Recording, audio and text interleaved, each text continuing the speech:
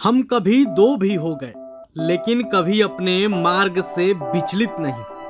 आदर्शों को ओझल नहीं होने दिया, न रुके न थके न झुके।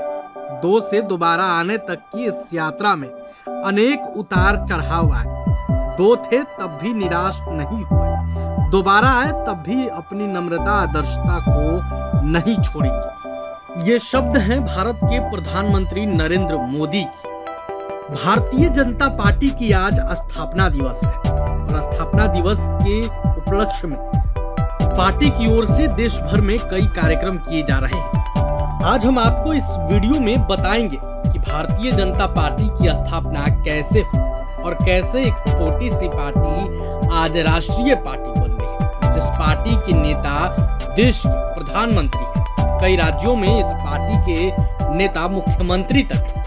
पूरी कहानी हम आपको विस्तार से बताएंगे, लेकिन उससे पहले पीएम मोदी का 5 साल पुराना वो भाषण सुनिए।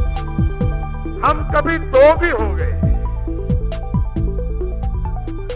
हम कभी दो भी हो गए, लेकिन हम कभी अपने मार्ग से विचलित नहीं।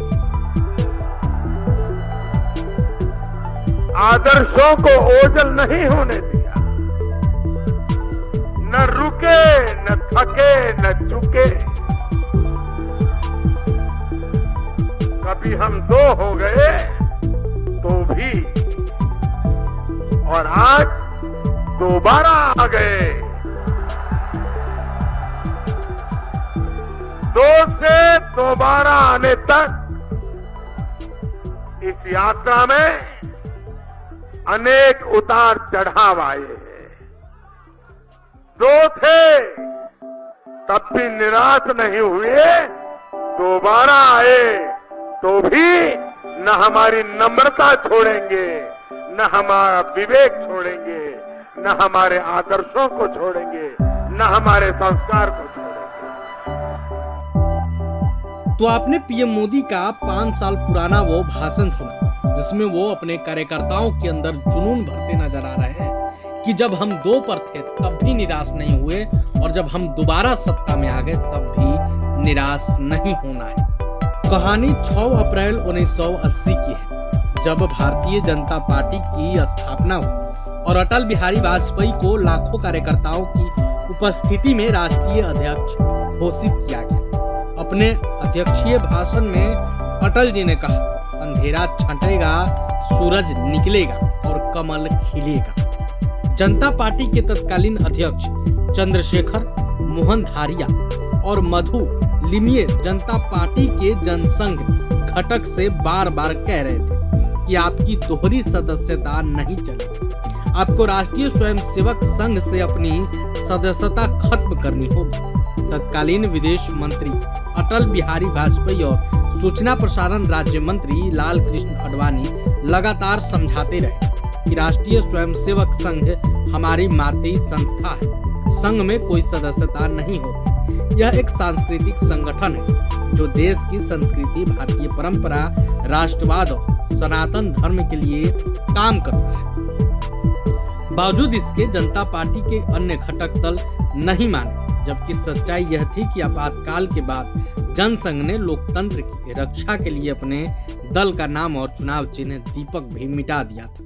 अटल जी और आडवाणी जी की बात जनता पार्टी नेताओं ने, यहाँ तक कि मोरारजी देसाई जो उस समय प्रधानमंत्री थे, उन्होंने इस विषय पर चुप्पी साधी। तब अटल जी और आडवाणी जी ने तत्कालीन पूर्व संगठन मंत्री सुंदर सिंह भंडारी से आग्रह किया कि 4 अप्रैल 1980 को देश के अपने सभी प्रांतों और राष्ट्रीय स्तर के प्रमुख नेताओं की आपात बैठक बुलाई जाए। बैठक पहले आडवाणी जी ने जनता पार्टी से उत्पन्न सभी बातें रखी। उन्होंने कहा कि दोहरी सदस्यता के नाम जनता पार्टी के अन्य घटक हमें संघ के स्वयंसेवक नहीं रहने और उनके कार्यक्रमों के साथ साथ संघ की सदस्यता छोड़ने की बात कर रहे हैं। वहां उपस्थित नेताओं ने एक साथ कहा कि हम सबसे पहले स्वयंसेवक हैं और संघ से हमारा नाता मरणोपरांत भी नहीं छूट सकता, चाहे इसके लिए जनता पार्टी क्यों न छोड़ना पड़े। अंत में अटल जी ने कहा कि हम संघ के स्वयंसेवक हैं और सदा रहेंगे। लेकिन अब जनता पार्टी के सदस्य नहीं रहेंगे। उपस्थित सभी नेताओं ने एक स्वर से कहा कि हमने जनसंघ को जनता पार्टी में मिलाया था, पर जनसंघ के कार्यकर्ता तो आज भी गांव-गांव में हैं। जनसंघ के कार्यकर्ताओं और संघ के सहयोग के कारण ही जनता पार्टी को देश में इतनी सीटें सन 1977 में आपातकाल खत्म होने के बाद मिली। बैठक में एक समिति सुंदर सिंह भंडारी की अध्यक्षता में बनाई गई और इस समिति को नया दल, नया चुनाव चिन्ह और नया संविधान बनाने का कार्य सौंपा गया। 6 अप्रैल 1980 को फिर देश भर के प्रमुख नेताओं की बैठक हुई और भारतीय जनता पार्टी की स्थापना हुई। चुनाव चिन्ह कमल का फूल घोषित किया गया और दल का संविधान बनाने का कार्य शुरू हो भाजपा बन गई। इसका पहला अधिवेशन मुंबई के महिम क्षेत्र में आयोजित किया गया। सभी वरिष्ठ नेतृत्व ने एक स्वर में जनसंघ के 3 बार अध्यक्ष रहे। अटल बिहारी वाजपेयी को लाखों कार्यकर्ताओं की उपस्थिति में राष्ट्रीय अध्यक्ष घोषित किया गया। अपने अध्यक्षीय भाषण में अटल जी ने कहा, अंधेरा छटेगा, सूरज निकलेगा और कमल खिलेगा। प्रभातखबर.com, विश्वास वही, रफ्तार नहीं।